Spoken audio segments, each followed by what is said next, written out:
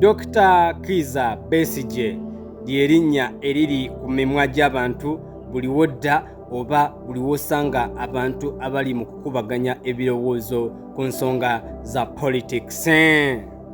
Njagala mbazeeko emabega nti Dr. Warren Kizza Besigye yaliko ku the peak of the Uganda's opposition.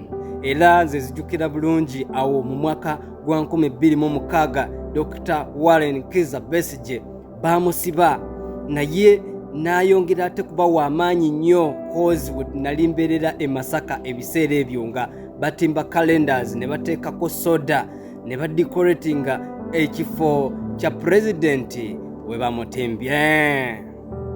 Naye bwe bamusiba bwe bati ate nayongerera ddala okubanga wildfire nga spreadinga nga luyiira nti yatuuka n'okubanga afulumizibwa ku busawo buno obw'aba Jamaica obwo bwe tuyita obwa Bob Marley.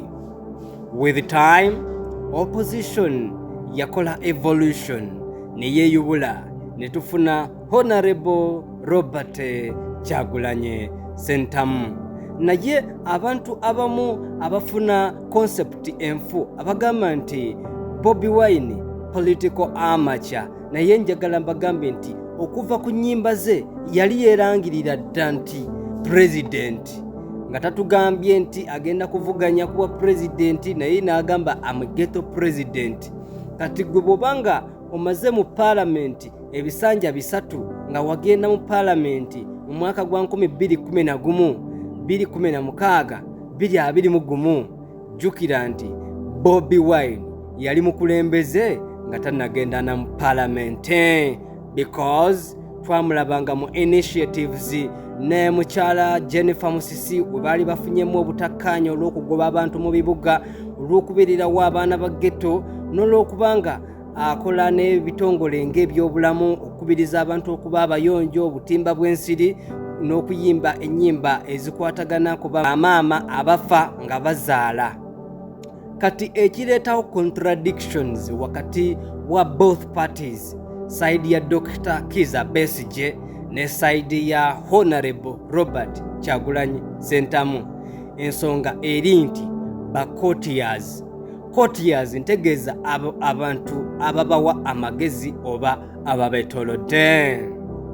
Bwe ntandikira ku side ya Honorable Robert Kyagulanyi Ssentamu nti bwe yatandika People Power Movement n'agamba amaanyi gali mu bantu, loophole yokka emuleetera okubanga emu-affectinga kwe kuba nti okugaba kaadi tetukozeseza democratic measures. Kaadi negabibwa mu ngeri y'ebbaluwa, n'abali mu lwokaano bennyini ne bagamba nti tebakkiririza mu byavudde mu vetting process, nowekanganga ekibiina kikutuseemu.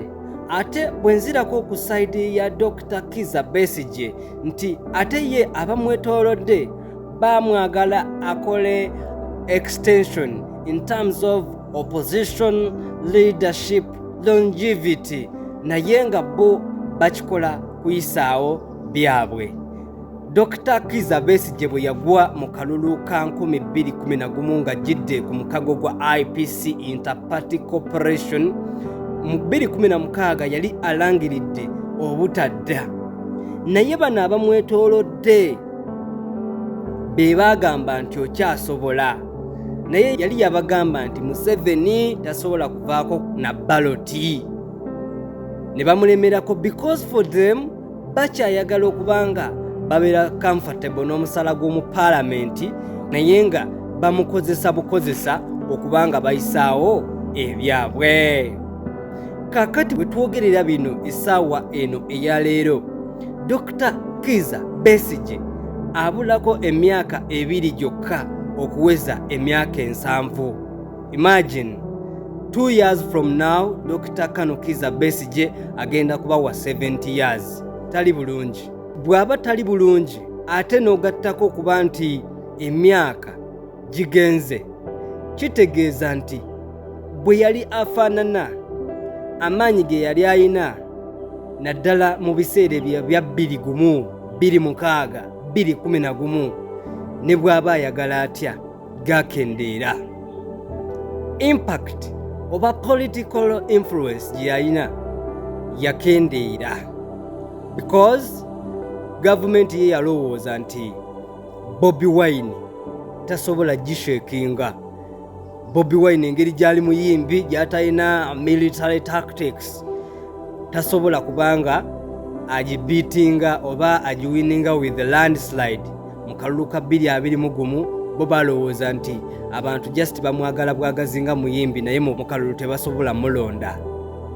Kaakati ate ne weekanga nga abamwetoolodde batandisa ate ekibiina okuki-implantinga mu dictatorship.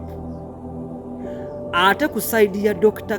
Kizza Besigye engeri gyali political legend, gyalina nostalgic moments zaleeta eri mu bulamu bw'abannansi ne political environment, because Dr. Kizza Besigye is bigger than FDC. Era absence of Dr.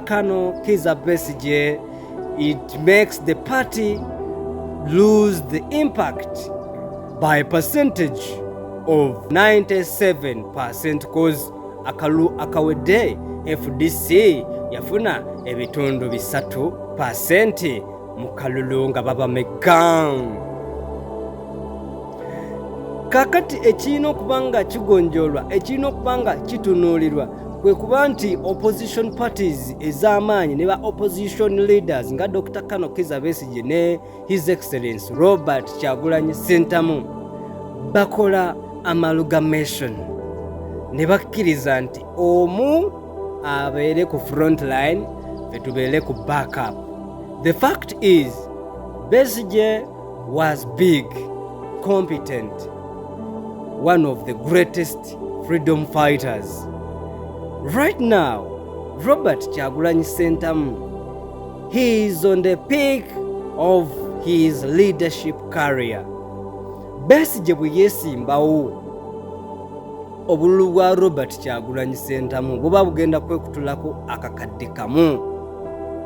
Wadde Robert Kyagulanyi Ssentamu abajja kusinga kano Dr. Kizza Besigye obululu, naye luli bw'aba yafuna miliyoni 3 nga zigenda mu 4 oba 3 n'omusobyo, kiba kitegeeza bw'oluzinga 1 million kigenda kuba kikyakuumidde na kyemalira mu ntebe, ate ng'abantu beetaaga nkyukakyuka.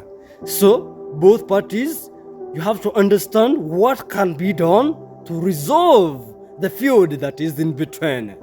Gwe mulonze, gwe mulode, tujja bwa Lord Mayor 2026.